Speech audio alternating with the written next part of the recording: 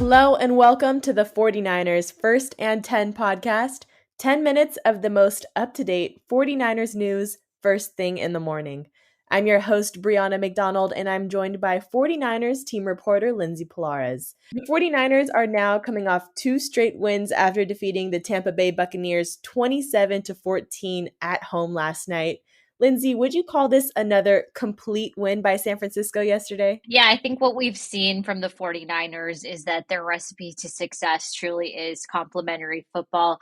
Lots of highlights coming from the offensive side of the ball, but the defense can't say enough about their continued efforts, 2 takeaways, 4 sacks, and we'll get into all of that, I'm sure, in just a minute.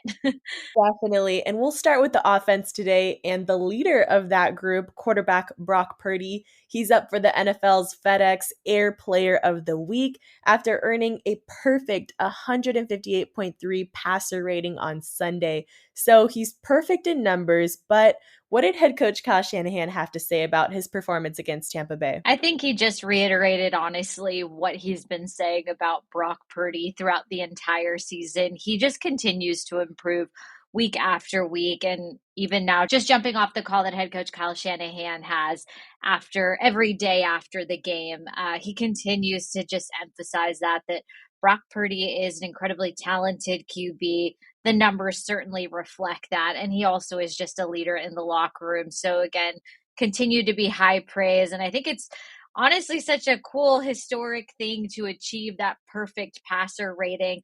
No one has done it within the 49ers franchise since Joe Montana in 1989. So something very, very cool to achieve. Although Brock Purdy post game also said that it's great, but he certainly would like some of his passes back. He's always a very humble guy, and then ended it off by saying it's just a testament to all the great talent he has around him. And it really was just a true team effort to achieve that production on the offensive side of the ball. Yeah, I mean, what an honor. Yeah, what an honor. But, I mean, at the same time, I feel like, there's still some plays and stuff that, I wish I had back. So I'm not completely content with just that. But thought it was a great game with, the guys around me, the coaching and the play calling, all of it. So that's a testament to the team, really. So. And his longest touchdown of his career came yesterday with that 76-yard pass to Brandon Ayuk. After the game, the entire team was happy to share how excited they were to see BA finally secure a deep touchdown. How does that support speak to the chemistry of this offense and how they all root for each other? I think you see it after every touchdown. No one is left without participating in a touchdown celebration. And we've said it so many times throughout the season. This is truly a selfless locker room. It doesn't matter who's having the big day. This team is always going to cheer for each other. They want each other to win.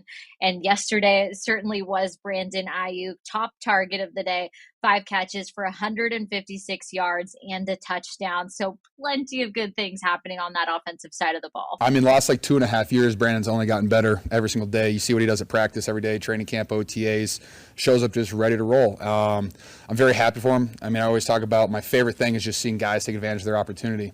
It's awesome, for Ayuk to get the longest touchdown in the NFL this year. Nice 76-yarder. Brock's arm looks great. But I'm just happy for him. He's a fantastic football player. He runs routes the right way. He has the right mindset every single day. So very happy for him and very happy for the 49ers. And now the biggest news coming out of the defense after Sunday's game was the injury concern to all-pro safety Talanoa Hufanga. Did head coach Kyle Shanahan confirm any of the news this morning? Yes, and unfortunately for Talanoa Hufanga, it appears his season is over. Head coach Kyle Shanahan confirmed that he did suffer an ACL tear in the third quarter of yesterday's game. The good news is, if we can glean some of that from this, is that head coach Kyle Shanahan said that there was no additional damage to his meniscus. So in terms of ACL tears, it's as clean as can be. And when he talked briefly about timelines, because again, this is just the start of, a fairly lengthy recovery process, barring any setbacks, Hufanga should be ready for the start of the 2024 season. Obviously something no one wanted to hear. Talanoa Hufanga had a really good start to this 2023 season, started all 10 games, 51 total tackles, 2 quarterback hits, 3 interceptions, 3 passes defended so far. And Kyle Shanahan was quick to say that he expected him to have another really good season. Unfortunately, this is obviously going to be cut short by that ACL tear. Got confirmed with Huff this morning. He does have a torn ACL. They don't think there was any meniscus or anything, so it was as clean as it could be for just being ACL. Yeah, just with the timing he did it. He'll need a plan for training camp, but with the time and everything goes smoothly. He should be ready for week 1. So Ji'Ayir Brown went into this contest with that next man up mentality when he had to step in for Talanoa Hufanga. He played alongside Tashaun Gibson Sr. on the back end for the remainder of yesterday's game. What did you think of his performance for having that next man up mentality? I think the general consensus on the rookie safety was that he did an incredible job. He was tasked with filling in for Hufanga midway through the quarter after he suffered that ACL tear. At the time, obviously, that wasn't confirmed. But he came up with 2 really big flash plays in the fourth quarter specifically. And it started with the tough assignment of Mike Evans. And he was actually able to have a really big pass breakup with just under 7 minutes to go. Then he followed up on the next Tampa Bay offensive series by actually intercepting quarterback Baker Mayfield in the end zone. Just 2 really, really big plays that helped seal the victory for the 49ers. And that really does give the team the confidence moving forward that they're going to have somebody that can step in, be that next playmaker for the 49ers as Hufanga begins his recovery process. It's always next man up mentality. And, my heart goes out to Huff, not exactly sure what's going on there, but, obviously they're fearing the worst for him right now, and that's obviously my heart and prayers go out to Huff, man. That's sickening news, but to talk about the way Ji'Ayir played today and being ready for his moment, can't say enough about it.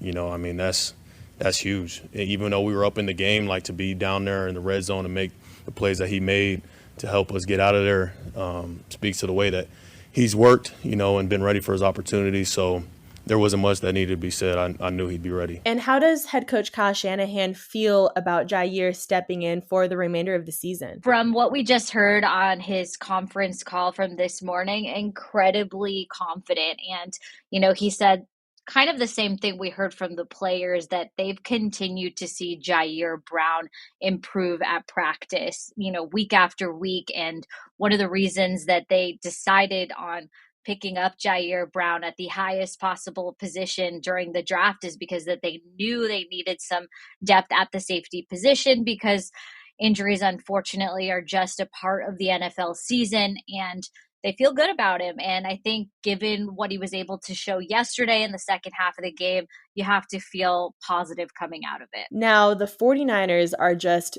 3 days away for their next contest against the Seahawks in Seattle. What did the team have to share about these quick turnarounds? Yeah, it's a quick turnaround, and this is the start of a very tough stretch for the 49ers because it's a Seattle sandwich starting in week 12. They'll face the Seahawks, followed up by the Philadelphia Eagles, and then they will host the Seahawks at Levi Stadium. Obviously, this is incredibly important for the division race, and something that Kyle Shanahan emphasized is that it is never easy to play Seattle, and to add to that, it is never easy to play on the road. Lumen Field is an incredibly home to an energetic fan base, and it gets very, very loud there. There's certain disadvantages that come with that in terms of the snap count, just overall atmosphere of that place. It's something that players like George Kittle talk about, and they love playing in those types of adverse atmospheres, but certainly going to be a tough challenge for the 49ers coming ahead, and they've already begun to turn the page on that. All right, well, we've got a busy week ahead of us, and we'll keep the faithful updated on all the latest practice and injury updates on 49ers.com. But that will do it for today. Thank you so much, Lindsay, for joining me in this update. Don't forget to follow First and 10 on Spotify and Apple Podcasts. Turn on the notifications so you're in the know when we post any breaking news updates. And thank you, Faithful, for tuning in.